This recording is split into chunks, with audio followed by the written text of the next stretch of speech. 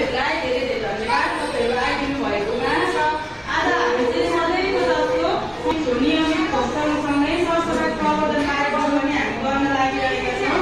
र यो सरसफाइ प्रवर्धन कार्यक्रममा चाहिँ तपाईँहरूलाई आजसम्म हामीले जे कुराहरू सिकायौँ र तपाईँहरूले जे कुराहरू सिक्नुभयो त्यो कुराहरू चाहिँ आज हामी एक एकजना गरेर भन्नेछौँ। के सिक्नुभयो तपाईँहरूले, के जान्नुभयो भनेर चाहिँ हामी एक एकजनाले भन्नेछौँ र तपाईँहरूले चाहिँ एक एकजना गरेर चाहिँ भनिदिनु होला। मात्रै खाने सुरक्षित खानुपर्छ। बच्चालाई खाना खानुभन्दा अघि सानो पानीले मात्रै राख्छु